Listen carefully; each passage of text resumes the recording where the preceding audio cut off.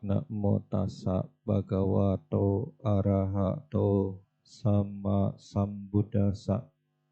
Namo tassa bhagavato arahato sama sambuddhassa. Namo tassa bhagavato arahato sama sambuddhassa.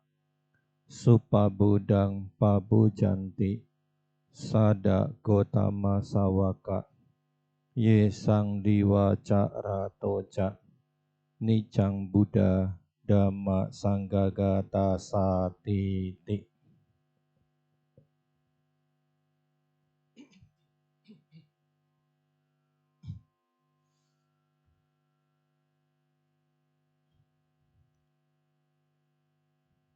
Bapak Ibu saudara sekalian, umat Buddha terdiri dari 4 kelompok. Ada para biku, bikuni, upasaka, dan upasika. Bapak Ibu sebagai upasaka upasika, sebagai perumah tangga yang menempuh kehidupan duniawi. Tentu dalam keseharian berharap ada pertumbuhan yang didapatkan. Ada perkembangan yang didambakan. Ada kemajuan yang sangat diimpikan. Baik itu dalam sifat duniawi maupun dalam sifat batin. Memang selama ini kalau kita pikirkan, kecenderungan sebagai perumah tangga itu selalu berharap kemajuannya, pertumbuhannya, perkembangannya hanya dari sisi duniawi, hanya dari sisi materi. Usaha pengen maju, dagangan pengen laris, jabatan pengen naik, kekayaan ingin bertambah. Ya. Jadi kan harapan-harapannya selama ini cenderung banyak yang hanya bersifat duniawi. Berharap kemajuan itu hanya yang bersifat materi. Padahal secara dhamma, sesuatu yang sifatnya duniawi, sesuatu yang sifatnya materi, itu ajek apa tidak ajek? Kekal atau tidak kekal?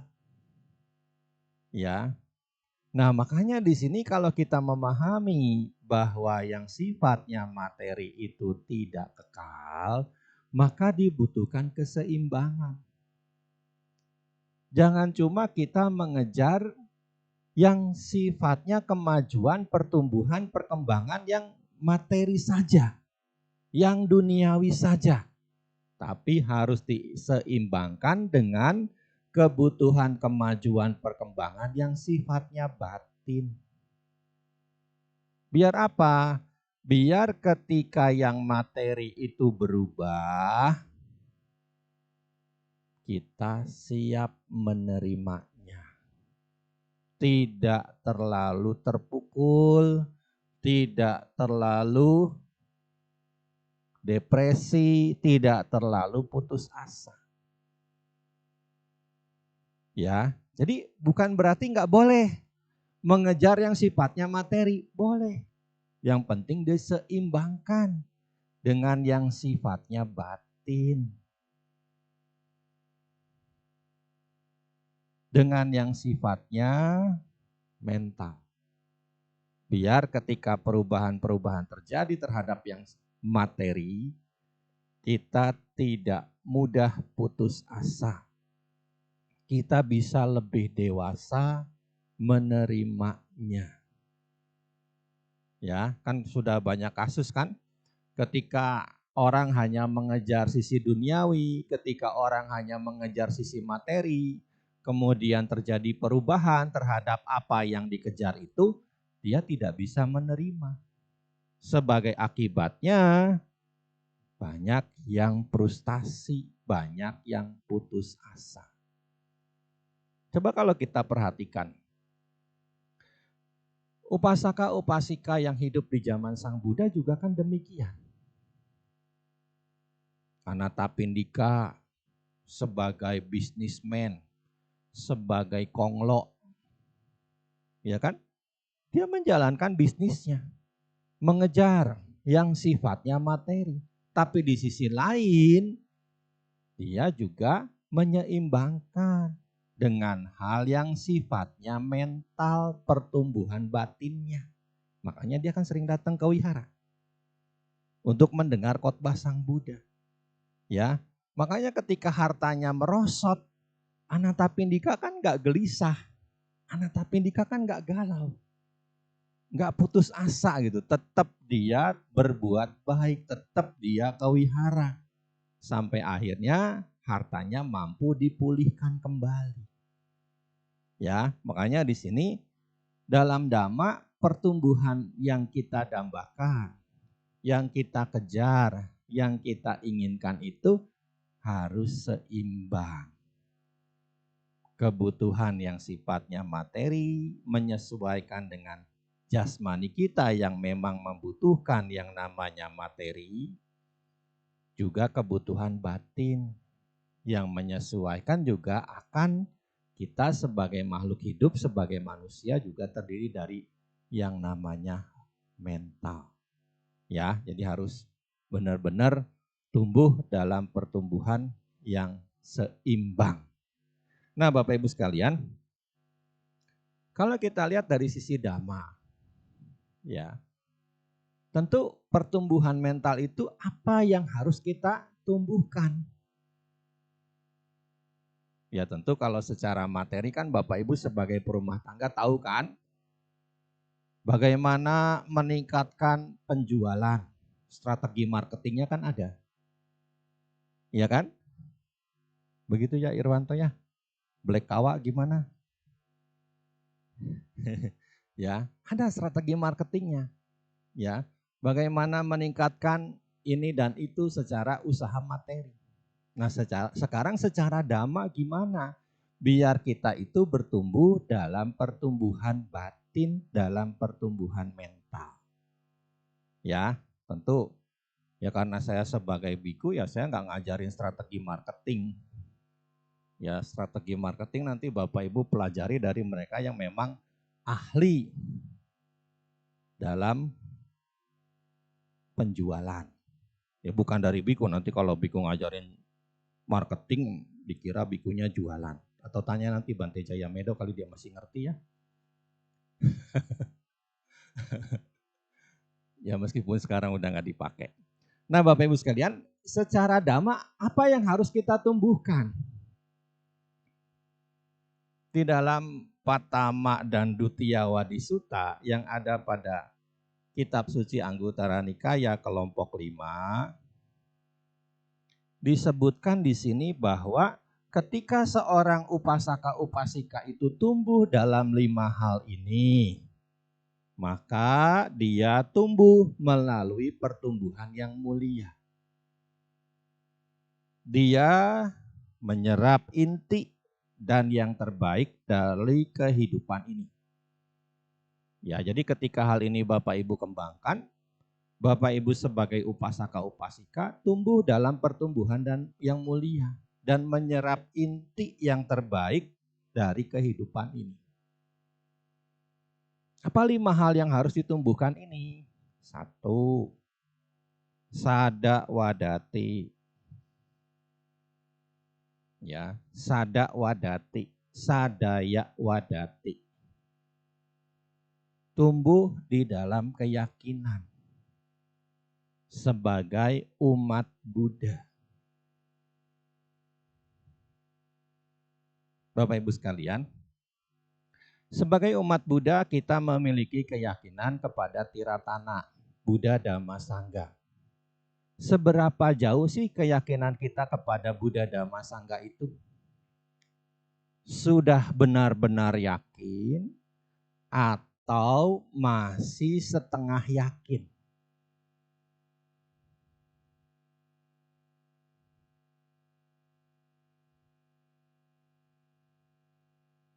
Sudah benar-benar yakin pada Buddha Dhamma Sangha?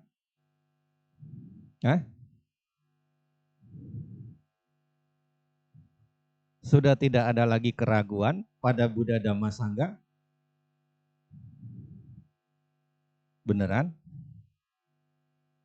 Pasti dalam diri kita ini masih ada sifat ragu kepada Buddha Dhamma Sangha. Memang sudah ada yang Sotapanna di sini? Ya.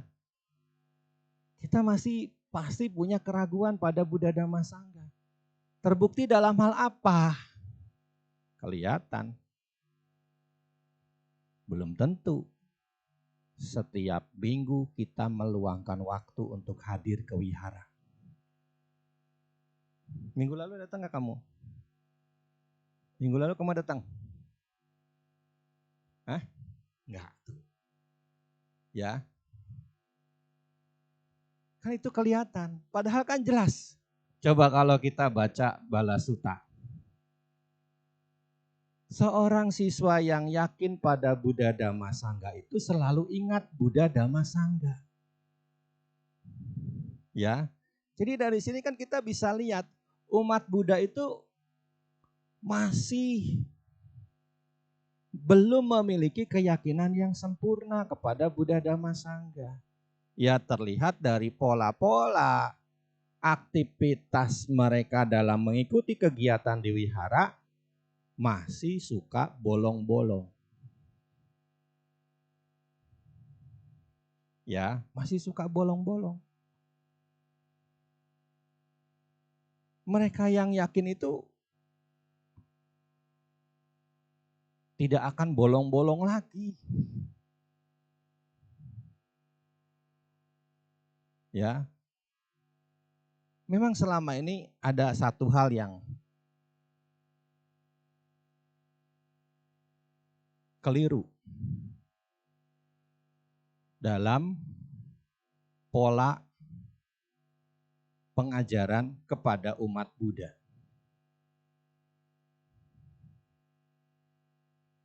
Ketika agama Buddha mulai bangkit kembali, para pendahulu kita itu sering ngomong, jadi umat Buddha nggak perlu ke wihara, yang penting berbuat baik.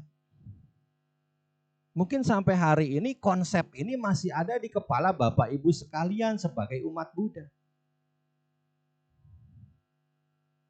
Lalu buat apa kita bikin wihara kalau nggak dipakai?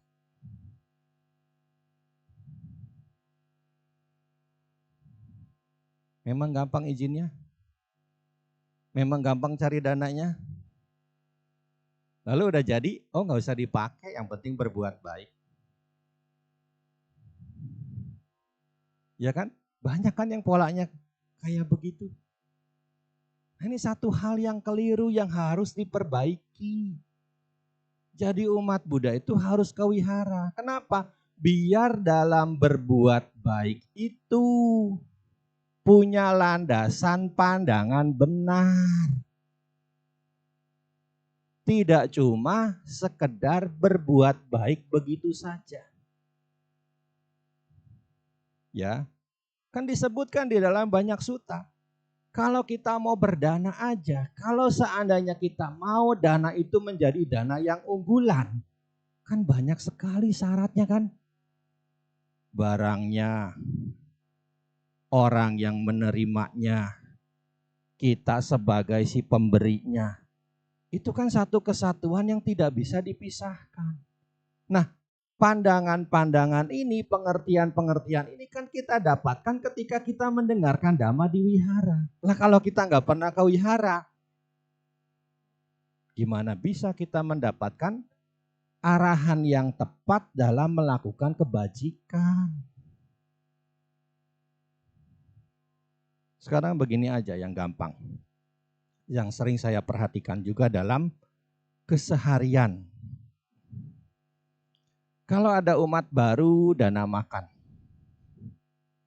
Sudah paham belum mereka cara nyerahin dana kepada para biku?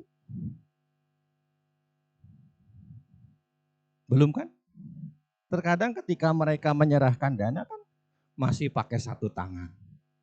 Nah kita sebagai umat yang lama kan pasti teriak-teriak.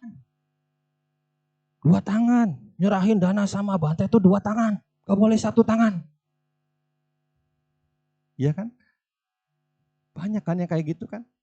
Kenapa? Karena pengertiannya kan belum dipahami. Kenapa? Karena baru muncul kewihara.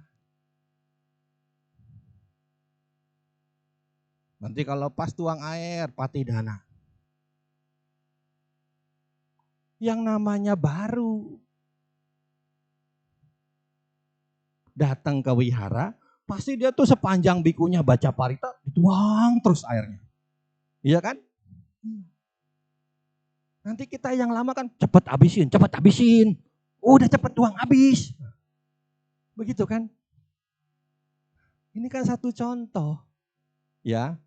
Jadi biar kebajikan itu berkualitas, kan tentu harus ada pandangan benar dalam melakukannya. Tidak cuma sekedar berbuat baik begitu saja. Nah pandangan-pandangan ini, pemahaman-pemahaman ini kita dapatkan kalau kita sering ke wihara, rajin ke wihara, mendengarkan dhamma. Untuk apa tujuannya? Ya kalau sudah paham, kalau sudah ngerti secara teori, kan tinggal dipraktikkan dalam keseharian. Sehingga apa? Ketika sudah ada hasilnya, makin yakin gak? Makin kuat gak keyakinannya? Ya, jadi makanya ke wihara itu perlu Bapak Ibu sekalian. Jadi jangan lagi punya pola, punya konsep, gak perlu ke wihara, yang penting berbuat baik. Coba di dalam ajaran keyakinan lain, diwajibkan gak beribadah itu? Diwajibkan. Ya kan? Kenapa? Karena memang itu dasar untuk membangun keimanan. Lah di dalam agama Buddha pun demikian. Ya kalau kita lihat lagi ya umat-umat Buddha di zaman Sang Buddha kan rajin ke wihara. Iya kan? Ya, rajin mereka ke wihara. Ya kalau kita lihat riwayat Anathapindika aja sehari sampai 4 kali ke wihara. Pagi bawa dana sarapan, siang bawa dana makan siang, sore bawa jus yang bisa diminum, malam ngecek biku barangkali bantenya sakit dia mau dana obat. Ya Bapak Ibu gak perlu seperti Anathapindika, meskipun mungkin pengharapan kekayaannya pengen kayak Anathapindika. Ya minimal seminggu sekali lah. Atau seminggu 2 kali, ada waktu-waktu di mana Bapak Ibu juga berdana makan kepada para biku yang tinggal di wihara. Ya, kan kadang-kadang saya perhatikan yang rajin tuh justru umat biasa. Yang rajin tuh justru umat biasa, yang tidak punya posisi jabatan apapun di wihara. Mereka datang pagi dana makan siang, dana makan pagi, siang dana makan siang. Setiap hari selama seminggu. Pengurusnya malah jarang datang dana makan sama bantenya. Kalaupun datang gak bawa apa-apa, tinggal makan. Banyak yang kayak begitu. Justru kan pengurus itu kan harus jadi contoh teladan buat umat yang biasa-biasa saja. Ya, untuk apa? Ya kalau pengurusnya giat, pengurusnya rajin, umat yang biasa-biasa aja kan juga jadi termotivasi. Ya, jadi termotivasi. Ya, jadi ini ya, kalau ada pergantian pengurus, restrukturisasi, jangan cuma pengen jabatannya, tapi juga harus kerjanya. Ya nggak usah kerja benar-benar di organisasinya pula, minimal sekarang kerja dalam kegiatan-kegiatan puja bakti selalu hadir. Ya kan kalau kebutuhan organisasi mah sewaktu-waktu kan, tapi kalau kebutuhan puja bakti itu kan setiap minggu. Setiap minggu. Sesi-sesi latihan meditasi pun hadir. Benar-benar ikut kegiatan yang memang sudah disepakati bersama. Apa tujuannya? Menumbuhkan keyakinan. Menumbuhkan keyakinan kepada Buddha Dhamma Sangha. Biar benar-benar sebagai upasaka upasika itu bisa tumbuh dalam pertumbuhan yang mulia. Bisa tumbuh dalam pertumbuhan yang sesuai dengan apa yang diajarkan oleh Sang Buddha. Yang kedua Bapak Ibu sekalian, yang kedua adalah tumbuh dalam perilaku bermoral.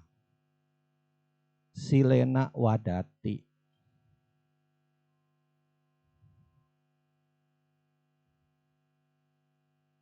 Sebagai upasaka upasika dalam keseharian Bapak Ibu memiliki 5 latihan sila. Cobalah kalau hari uposata tiba, 5 sila itu ditambah 3 jadi 8.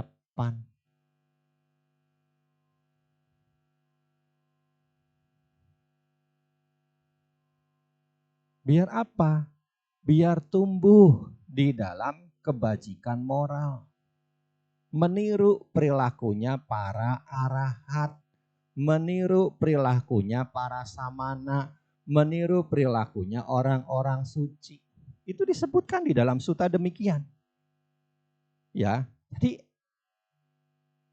hari uposata tiba. Coba latih 8 latihan sila.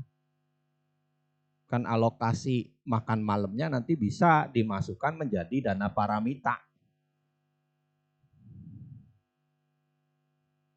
Ya, jadi kalau biasa kan mungkin pagi makan 10.000, siang makan 20.000, malam makan 15.000. Alokasi kali 4. 15 kali 4. Sudah 60.000 kan sebulan. Setahun ada 52. Kali 2. Berapa tuh? Kan 1 bulan ada 4 kali uposata. Kali 12. 48. Tapi kan dalam setahun tuh ada 52 minggu ya. Jadi sebenarnya 52. Ya, nanti kan ada, apalagi kan kalau dalam sistem penanggalan bulan itu, dalam sebulan itu cuma ada 29-30 hari. Bukan 30-31 hari. Ya. Nah, jadi bisa 52 kali melatih 8 latihan sila. Nah, nanti kalau Wesak kan sebulan. Dihimbau untuk sebulan.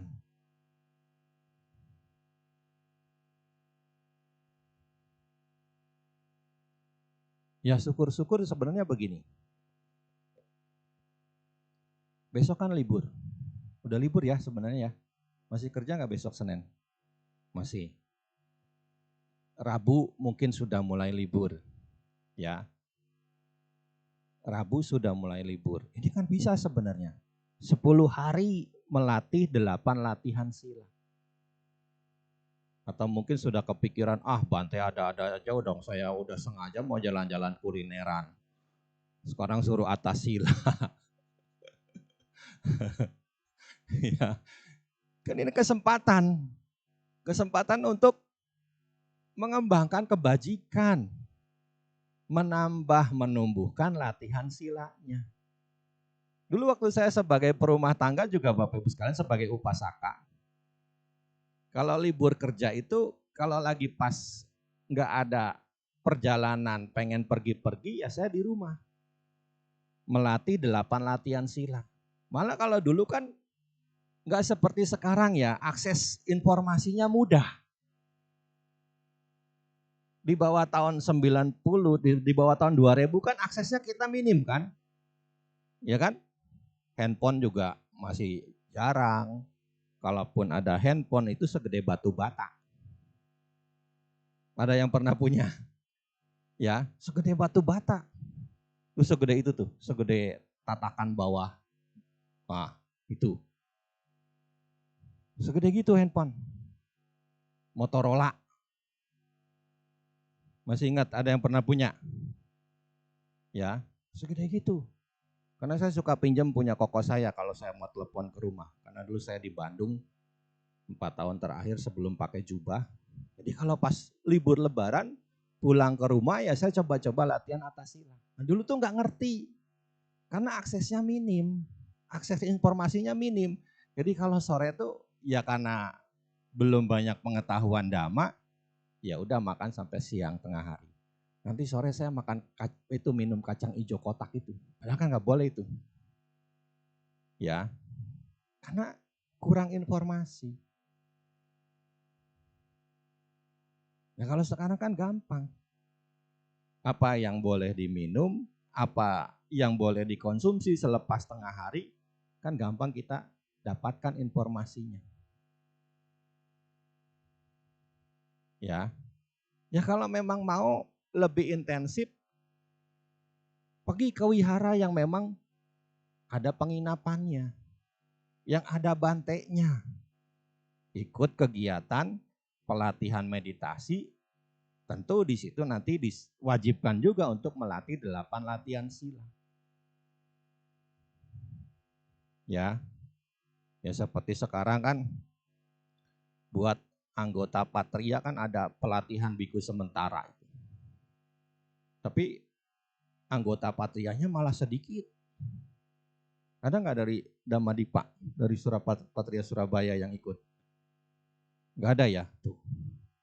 Ya, jadi pelatihan jadi biku sementara. Ya tujuannya apa? Menumbuhkan, meningkatkan latihan silanya. Latihan moral ini perlu ditingkatkan terus. Jadi jangan cuma udah Bante 5 sila cukup lah. Oke sehari-hari 5 sila Bapak Ibu sekalian. Tapi ketika waktu-waktu tertentu, hari uposata tiba, cobalah melatih 8 latihan sila. Meniru perilakunya orang-orang suci. Meniru perilakunya samana, meniru perilakunya para arahat. Kan banyak umat itu kalau ditanya, Bapak Ibu siapa yang pengen mencapai kesucian?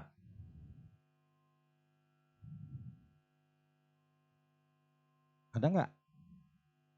Tuh, ada. Atas sila nggak kalau uposata? Ya, jadi kadang-kadang begitu, jauh panggang dari api. Keinginannya pengen mencapai kesucian, tapi praktik damanya dalam sila masih belum dijalani dengan baik. Ya nggak apa-apa ya namanya kita butuh proses kan. Ya siapa tahu setelah kamu mendengar ceramah ini sudah ada tekad. Oh besok hari uposata tiba saya mau melatih 8 latihan sila. Oh besok libur 10 hari saya mau melatih 8 sila. Itu kan bagus meskipun hanya di rumah, iya kan?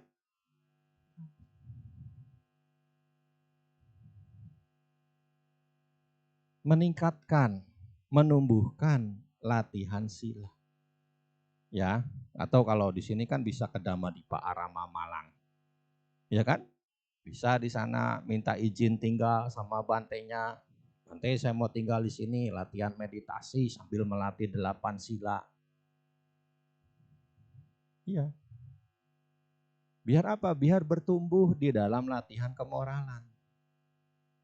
Biar bertumbuh di dalam latihan sila. Ya, jadi kalau memang nggak usah dah di rumah aja, ya nggak apa-apa.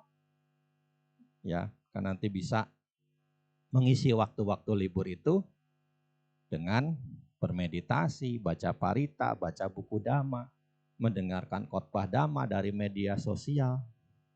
Ya, kan sekarang gampang aksesnya. Ya, jadi mumpung kesempatan pas ada libur dimanfaatkan untuk meningkatkan latihan kemoralannya, latihan silanya. Ya nanti ke depan kalau ada libur lagi sudah di planning dah. Mau jadi samanera sementara, mau jadi biku sementara. Ya kan sekarang banyak pelatihan-pelatihan itu diadakan ketika musim-musim liburan. Ya, Irwanto kamu pernah ya jadi biku sementara ya? Oh samanera, belum ada di sini yang jadi biku sementara. Siapa yang? Hah? Irwan Susanto pernah jadi biku sementara? Nah, ada kan sekarang programnya. Ya, jadi digunakan untuk itu. Ya meskipun cuma 2 minggu, setidaknya meningkatkan latihan kemoralannya. Ya, jadi makanya tadi saya mengatakan jangan hanya berharap menginginkan pertumbuhan yang sifatnya duniawi, tapi juga kita harus meningkatkan pertumbuhan yang sifatnya batin kita. Ya, nanti kan bulan Mei ya jatahnya Maga Budi ya. Nah, tuh. Ada tuh latihan biku sementara bulan Mei khusus anggota Maga Budi. Dapat nggak? Lagi pusing mikirin 11 soalnya. Nggak apa-apa biar fokus dulu, tahun depan masih bisa. Ya. Nah, jadi itu. Yang wanita ya bisa latihan atasilani sementara. Ya, jadi harus tetap bertumbuh juga. Ya, kalau saya bikin latihan atasilani nggak wajib digundul. Karena saya tahu perempuan kan paling berat tuh melepas rambut. Ya nggak wajib, pilihan aja. Mau digundul ya nanti digundulin. Kalau memang enggak ya nggak wajib juga. Yang penting nanti dikuncir biar nggak aut-autan. Ya, untuk apa? Memberi kesempatan biar tetap ada latihan. Kan di situ tidak cuma melatih sila, tapi juga nanti pemahaman-pemahaman dhammanya juga diberikan. Yang diharapkan bisa menguatkan keyakinannya kepada Buddha Dhamma Sangha. Kan selama ini kan ya kalau kita mau jujur, kenapa sih umat Buddha itu gampang meninggalkan Buddha Dhamma Sangha? Secara kitab komentar sudah jelas disebutkan. Karena memang mereka nggak punya pemahaman yang benar tentang Buddha Dhamma Sangha. Akibatnya apa? Ya itulah. Gampang meninggalkan Buddha Dhamma Sangha. Kenapa? Ya nggak pernah belajar. Makanya gampang goyah. Keyakinannya pada Buddha Dhamma Sangha. Ya, jadi ini yang kedua adalah menumbuhkan sila. Yang ketiga, menumbuhkan pengetahuan atau pembelajaran. Bahu sutta atau bahu saca. Bahu sutta atau bahu saca. Pengetahuan atau pembelajaran. Ya, kan sehari-hari Bapak Ibu mengupgrade ilmu terus kan? Yang sifatnya duniawi kan? Karena ilmu pengetahuan yang sifatnya duniawi kan berkembang terus kan? Dulu kita belum ada kecerdasan buatan. Sekarang kan apa-apa kecerdasan buatan terus. Mau ngapa-ngapain kan pasti kita yang kita pakai kan kecerdasan buatan kan? Tanyanya kan tanya kecerdasan buatan, pakai AI kan? Selalu kita pakai itu. Ya, meskipun ya memang kita harus filter lagi, jangan 100% percaya. Ya. Kita mau tanya resep, mau bikin apa? Ada di situ. Kita mau tanya tentang apa? Ada di situ. Ya kan itu berkembang terus. Kalau dulu kan kita cuma ngandelin Wikipedia. Ya kan? Sekarang kan sudah banyak sumber yang dirangkum dalam AI. Masuk di situ. Nah, pengetahuan umum berkembang terus. Nah, di dalam pengetahuan dhamma pun kita harus bertumbuh. Makanya di sini kan harus ada pembelajaran yang terus kita lakukan sebagai umat Buddha agar pemahaman pengertian kita, pengetahuan dhamma kita semakin banyak, semakin luas. Karena sebenarnya kalau kita belajar dhamma Bapak Ibu sekalian, ketika kita semakin pelajar itu sebenarnya semakin banyak yang belum kita ketahui dengan baik. Dan sebenarnya juga bukan sesuatu yang sederhana gitu ya. Kalau kita baca sutta itu kita bisa langsung ngerti, belum tentu. Kadang saya juga beberapa kali baca itu, oh ternyata begini. Oh ternyata ini maksudnya. Oh ternyata ini maknanya. Dulu pernah saya baca Mahasupina Sutta. Anggutara Nikaya kelompok 5 juga. Mungkin Bapak Ibu sudah pernah dengar 5 mimpi Bodhisatta. 5 mimpi Bodhisatta. Pernah dengar ya? 5 mimpi Bodhisatta. Belum pernah? Ya. Apa beliau mimpi kan ada 5 mimpi itu. Ada 4 ekor burung terbang ke arah beliau dari 4 penjuru dengan 4 warna yang berbeda. Ketika burung itu sampai di hadapan beliau, warnanya semua berubah jadi putih. Awal saya membaca sutta ini saya nggak paham. Apa ini maksudnya? Padahal waktu itu kepepet. Buat khotbah mau Wesak. Karena nggak paham-paham, ya udahlah, jangan ceramah pakai khotbah ini dah, sutta ini dah. Ganti dulu dah sutta yang lain, cari-cari lagi. Nah begitu baca lagi ke sini setelah kegiatan Wesaknya selesai, saya masih penasaran nih, apa maksudnya? Baru paham. Ya, baru ngerti, oh ternyata ini maksudnya. 4 burung, 4 warna berbeda dari 4 penjuru, ketika datang kepada Sang Buddha berubah jadi putih, maksudnya adalah 4 kelas masyarakat. Kan di zaman Sang Buddha masih ada kasta kan? Dalam tradisi Brahmanisme. Nah ketika 4 kelas ini masuk menjadi umat Buddha, tidak ada lagi kelas. Tidak ada lagi dikenal kasta. Kemudian ada cacing-cacing putih, naik ke kaki Sang Buddha. Cacing-cacing putih itu simbol apa? Simbol Bapak Ibu, upasaka, upasika. Ya, makanya di dalam buku-buku Dhamma sering disebutkan, kalau biku itu adalah umat Buddha yang berjubah kuning, upasaka upasika itu adalah umat Buddha yang berbaju putih.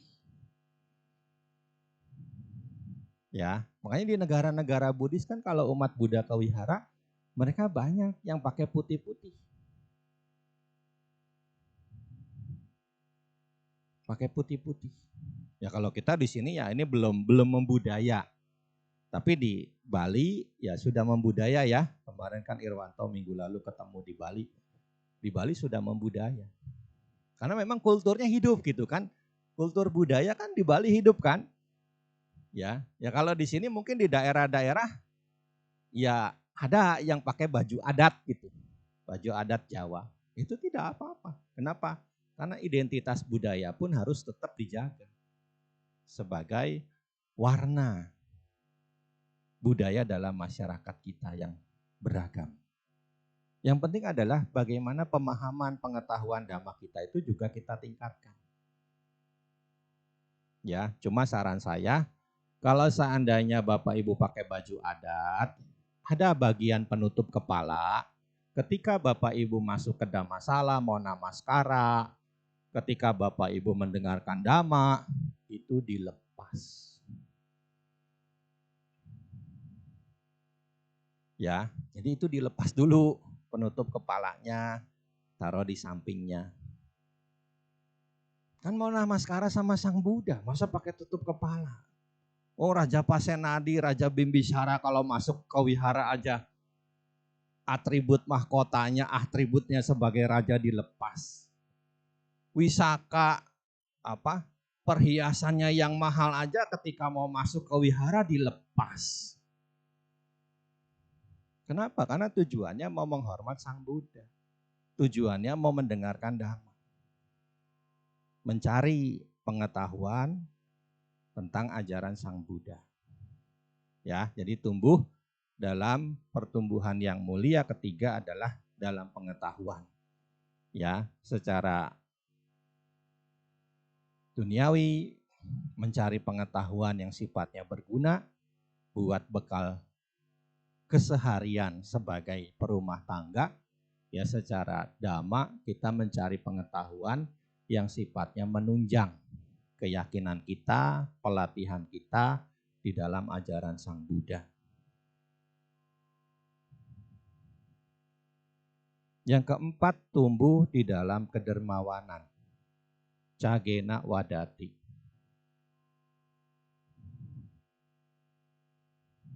Ini penting juga. Kenapa? Kita membangun kebiasaan untuk berdana.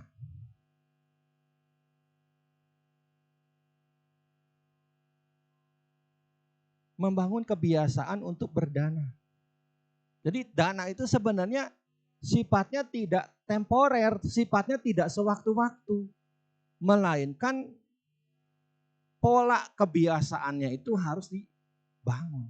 Dalam keseharian ada dana yang dihaturkan, ada dana yang dipersembahkan. Di dalam sutta yang lain kan disebutkan bahwa sifat dari dana itu juga abinhang. Tadi kan baca kan abinha pacawekana kan, paranungan kerap kali. Nah, dana juga demikian, abinhang. Kerap kali dilakukan. Ya sederhananya begini. Bapak Ibu kan di rumah masing-masing sekarang sudah banyak yang punya cetia. Punya nggak di rumah? Nah, udah ada kotak dananya belum? Sediakan kotak dana. Pakai kaleng susu lah, atau pakai kardus bekas sepatu lah. Pagi, ya masukinlah 1.000, 2.000, 5.000, 10.000, menyesuaikan dengan kemampuan saja. Kan pagi pasti ada baca parita, ya, atau mungkin cuma tiamyo, nggak apa-apalah. Pokoknya yang penting menyesuaikan waktu juga. Kalau memang nggak sempat baca parita, yang minimal pasang dupa. Nanti malam waktunya kan lebih panjang kan? Mungkin bisa baca parita sama meditasi kurang lebih setengah jam. Masukin juga 1.000, 2.000, 5.000, 10.000. Dirutinkan, dibiasakan. Dibangun polanya. Biar kedermawanan itu tumbuh. Jadi kita berdana itu tidak hanya sewaktu-waktu, tapi rutinitasnya ada. Aktivitas baik dalam kedermawanan itu tumbuh di dalam diri kita. Ya nanti seminggu sekali bisa dibuka. Untuk apa? Dijadikan dana paramita di wihara. Dijadikan dana paramita di wihara. Ya. Ya kalau sehari 2.000, pagi, sore 2.000, sehari jadi 4.000. Seminggu? Hah? Seminggu berapa? Nah 28.000. Ya taruhlah di buletin dana paramita jadi 30.000. Taruhlah di buletin kalau memang ada kemampuan lebih, dana paramita jadi 50.000. Iya kan? Ya. Dibangun kebiasaannya. Karena untuk membangun kebiasaan bukan sesuatu yang mudah ya. Tapi kita harus memola demikian. Dimulai gitu. Pagi sore dibiasakan. Dirutinkan. Biar apa? Biar terbangun mental untuk menjadi dermawan. Kan tadi sudah disampaikan. Pengharapan, keinginan materinya pengen kayak Anathapindika. Ini kan harus dimulai dari sekarang. Ya kan? Karena Anathapindika tidak cuma dalam satu kelahiran kan bisa jadi orang kaya itu. Di kehidupan lalu beliau sangat dermawan. Atau mungkin pengen, kadang-kadang juga umat itu banyak yang keliru juga. Pengen kaya cuma baca si Wali Parita, dadanya gak pernah berdana. Ya gimana? Emangnya cukup dengan baca Parita bisa jadi kaya? Ya kan? Banyak umat tuh begitu. Ya pokoknya si Wali Parita ya. Bacain terus si Wali Parita. Pokoknya tutup terus. Gimana mau kaya Perguso? Ya, justru kan sebenarnya kalau kita lihat figur-figur seperti ini tuh bukan kita memuja rupanya, materinya, tapi sifat dermawannya itu yang harus kita tiru. Ya, jadi rutinitas bajiknya dalam hal berdana itu, dalam memberi itu yang harus kita lakukan. Ya. Nah, sesuaikan dengan kemampuan. Kita jangan berkecil hati, kita jangan merasa istilahnya harus sekian, sesuaikan saja dengan kemampuan. Yang penting pola kebiasaannya ini dilakukan gitu aja. Pagi berdana, malam sore berdana. Kan sudah ada cetia di rumahnya. Gunakan tidak cuma sekedar baca parita dan meditasi, tapi juga digunakan untuk berdana. Ya, sanggup kan? Sehari 2.000 pagi, 2.000 sore, kan kecil kan? Ya, sedikit demi sedikit. Yang penting bagaimana kita membangun kebiasaan. Di dalam sutta juga disebutkan, kalau seandainya orang itu lagi makan, kemudian ada orang datang minta, dan orang yang lagi makan ini, dia makan itu tinggal 1 sendok terakhir.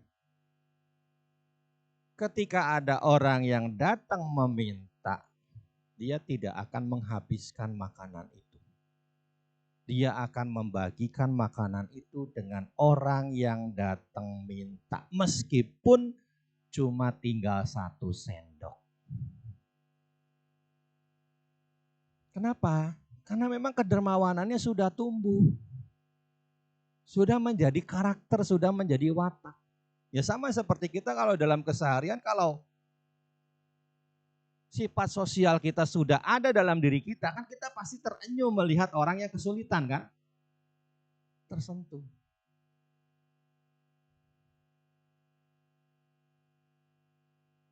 Jadi bagaimana kita juga membangun kepedulian sosial di masyarakat. Ya nanti kalau seandainya, Bante ini kan udah 1 minggu tapi tetangga saya ada yang gak punya beras, Bante gimana Bante? Buat wihara apa buat tetangga saya? Kemana mau disampaikan? Hah? Ya kepada tetangganya toh. Iya kan? Jangan sampai dia mati kelaparan. Ya. Kan kadang-kadang kita dipermalukan dengan berita-berita yang miris. Ya. Di Cianjur minggu kemarin ya kan? Dengar gak beritanya? Orang menegang nyawa gara-gara ngambil buah labu siem milik tetangganya. Sampai dipukulin, dibacokin sampai meninggal dunia. Kenapa? Karena memang gak punya beras untuk dimakan. Jadi jangan sampai kita sebagai umat Buddha ini tutup mata gitu dengan keadaan lingkungan di mana kita tinggal. Wihara memang butuh support dana dari kita sebagai umat Buddha, tapi di tengah-tengah masyarakat pun kita harus punya peran sosial sebagai umat Buddha. Ya, jadi kedermawanannya ditumbuhkan. Jadi nanti pulang nyari kaleng susu atau kotak bekas sepatu. Ya nanti kalau nggak punya kaleng susu ditanya aja di sini siapa yang punya anak kecil masih suka pakai susu formula minta kalengnya. Atau sekarang kan gampang ya, ada kan ya yang di toko-toko biasanya kan celengan lah. Pagi sore dimasukin. Jadi bagaimana membangun kepedulian, kedermawanan dalam diri kita. Ya. Bahkan nanti kalau seandainya Bapak Ibu kita makan. Mungkin makan itu pakai kemasan.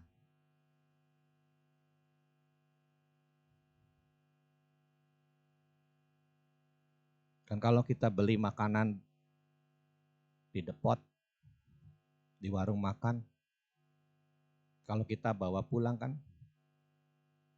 ada kemasannya. Bahkan disebutkan kalau memang orang itu punya sifat dermawan, ketika dia membuang bungkus makanan, kalau memang orang itu punya sifat dermawan, ketika dia membuang bungkus makanan sekalipun, kan pasti di bungkus makanan itu ada sisa makanan yang masih menempel. Ya, sisa makanan yang masih menempel. Mungkin sebutir nasi. Masih ada sedikit bumbu atau gula yang menempel di situ. Ketika orang yang dermawan itu membuang bungkusnya saja, dia disertai dengan pikiran kedermawanan. Semoga sisa makanan yang ada di bungkus makanan ini dapat dinikmati oleh makhluk-makhluk yang hidup dari sisa-sisa makanan.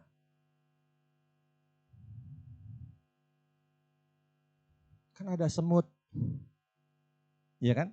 Ada cecak mungkin yang memang mendatangi tempat di mana kita membuang bungkus makanan tersebut. Dia masih bisa makan, dia masih bisa menikmati. Ya tapi jangan disengaja dipiara, ya penyakit nanti. Ya, setidaknya kita punya pikiran baik seperti itu, ya itu sudah terpola untuk menjadi orang yang punya sifat karakter dermawan. Ya tapi jangan disengaja ya. Jadi jangan disengaja nanti malah jadi nimbulin penyakit. Ya, jadi ini. Yang keempat, tumbuh di dalam kedermawanan. Yang kelima, tumbuh di dalam kebijaksanaan. Panyaya wadati. Ya seperti tadi di awal saya sudah sampaikan. Kenapa sih kita ini harus menumbuhkan tidak cuma hal-hal yang sifatnya duniawi, yang sifatnya materi, tapi juga harus menumbuhkan hal-hal yang sifatnya dhamma, yang sifatnya batin. Yaitu kebijaksanaan itu adalah ketika kita mampu menerima perubahan yang terjadi dalam kehidupan kita, salah satunya. Kan sehari-hari kan pasti ada kondisi-kondisi dunia yang menerpa kita. Seberapa jauh pemahaman kita dalam menerima kondisi-kondisi dunia ini. Kan umumnya pengharapan kita kondisi dunia yang datang menyapa kita itu maunya yang baik-baik ya kan. untung, dipuji, punya kedudukan, bahagia. Tapi bisakah secara kenyataan demikian?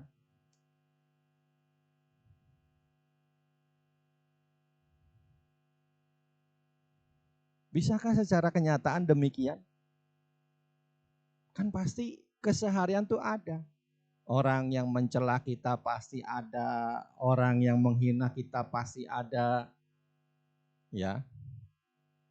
Orang yang membuat kita menderita pasti ada. Nah, seberapa jauh gitu kita itu bisa menerima. Orang yang bijaksana ketika dapat yang baik, dia tidak lupa diri. Ya, kan banyak ya. Ketika dapat yang baik kan lupa diri kan. Tapi kalau bijaksana ya dia menerima itu sebagai buah kebajikan yang matang. Tidak terlena. Tidak euforia, ya biasa-biasa sajalah. Sebagai sebuah kewajaran dari upaya baik yang dilakukan. Sebagai buahnya dia memetik yang baik. Justru sebagai penyadaran. Untuk apa? Menanam kembali apa yang dipetik itu. Sebaliknya kalau orang bijaksana pun ketika menerima yang tidak baik, dia tidak frustasi, dia tidak putus asa. Kenapa? Karena dia paham. Itu pun tidak lepas dari perbuatan yang lagi mateng, yang lagi masak. Ya, kan kadang mungkin kita dalam keseharian suka bertanya-tanya. Kalau lagi ada karma baik berbuah, apa yang harus dilakukan?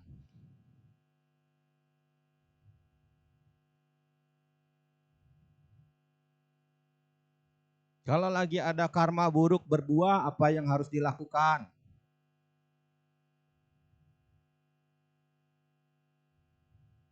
Apa yang harus dilakukan?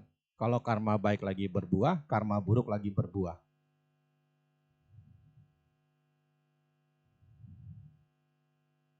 Apa yang harus dilakukan? Ya berbuat baik. Karma baik berbuah menjadi penyadaran kita bahwa ada kebajikan yang matang. Sedang kita petik, makanya kita harus tetap berbuat baik. Kenapa? Kan kita pengen yang baik itu berlanjut ya kan, berkesinambungan terus. Makanya kuncinya apa? Kalau memang pengen panjang buah kebaikan yang matang, kita harus berbuat baik. Kalau ada karma buruk berbuah, apa yang harus kita lakukan? Ya tetap berbuat baik. Kenapa? Biar kebaikan baru yang kita buat menetralisir karma buruk yang lagi matang. Sehingga apa? Bisa berganti. Menetralisir ya, bukan menghapus. Menetralisir biar bisa berganti. Atau kalaupun seandainya itu masih berbuah dengan perbuatan baik baru yang kita buat, setidaknya kita jauh lebih siap menerimanya. Ya, kita jauh lebih siap menerimanya. Bisa dipahami? Ya, jadi kita jauh lebih siap menerimanya. Ya, saya sering memberi perumpamaan demikian. Kalau kita sering latihan angkat beban yang 5 kilo, yang 1 kilo sehari-hari. 10 angkatan pakai dumbbell. Ya. Sehari 10 kali. Satu hari kita suruh ngangkat yang 5 kilo, kuat enggak? Kuat enggak? Hah? Kuat. Karena sehari-hari kan suka latihan 1 kilo. Kalau 1 hari kita suruh ngangkat yang 5 kilo, pasti kuat. Pegel enggak? Pegel, paling sebentar. Ya, tapi kalau mereka yang enggak pernah latihan ngangkat yang 1 kilo, suruh ngangkat yang 5 kilo, kuat nggak? Kuat nggak? Kuat. Pegel nggak? Pegel, lama pegelnya. Seminggu mungkin belum hilang. Ya, harus pakai baluran minyak, segala macam. Beda kan? Orang yang sudah terbiasa dalam kebaikan dengan mereka yang tidak terbiasa dalam kebaikan ketika menghadapi sesuatu yang nyata dalam kehidupan. Bisa dipahami? Ya, jadi inilah bagaimana kita berlatih juga menumbuhkan kebijaksanaan dalam hidup kita. Ya, ketika yang baik matang, kita menerimanya dan menanamnya kembali. Ketika yang tidak baik matang, kita menerimanya dan tetap berbuat baik yang baru. Ya, jadi kita bisa menerima dalam keseharian hidup kita apapun yang terjadi. Ya, kenapa? Karena dua-duanya kan punya sifat yang sama. Ya, baik itu yang baik, baik itu yang tidak baik, kan dua-duanya punya sifat yang sama kan? Apa? Ya tidak kekal. Ya kan? Sekarang kita senang, sebentar lagi kan belum tentu kita senang kan? Sekarang kita bahagia, sebentar lagi belum tentu kita bahagia. Sekarang kita sedih, belum tentu sebentar lagi kita masih tetap sedih kan? Silih berganti hidup itu, turun naik, turun naik, turun naik. Sekarang kan kita bijaksana itu bisa menerima semua perubahan itu dengan kebijaksanaan. Itu yang perlu kita tumbuhkan terus dalam hidup kita. Ya, kan kita nggak bisa istilahnya mengatur yang di luar. Tapi kan kita bisa mengatur yang di dalam. Makanya dengan kita mau berlatih, kita mau belajar dhamma, kita mau melaksanakan dhamma, disitulah sebenarnya kunci bagaimana kita itu bisa tumbuh dengan baik di dalam keluhuran, di dalam kemuliaan. Ya, di dalam Dhammapada disebutkan Supabudang pabujanti sadagotama sawaka yesang diwaca ratoca nicang Buddha Dhamma Sanggagata Sati. Siswa Sang Buddha selalu tumbuh sadar sepanjang siang dan malam, mereka selalu ingat kepada Buddha Dhamma Sangga. Ya, jadi makanya di sini kenapa poin-poin keyakinan, kemoralan, pengetahuan, kedermawanan dan kebijaksanaan itu sangat penting untuk kita tumbuhkan dalam kehidupan kita sebagai umat Buddha. Ya, semoga apa yang saya sampaikan menambah wawasan pengetahuan, keyakinan dan dapat dipraktikkan dalam keseharian. Semoga kita selalu maju dalam dhamma. Semoga kita selalu berlindung pada Buddha Dhamma Sangga hingga tercapai padamnya dukkha. Sabe sata bhavantu sukhitata. Sekian, terima kasih. Sadu, sadu, sadu. Terima kasih Damurita Cita atas Dhamma Desana yang telah disampaikan oleh Yang Mulia Bhikkhu Dhammiko Mahatera.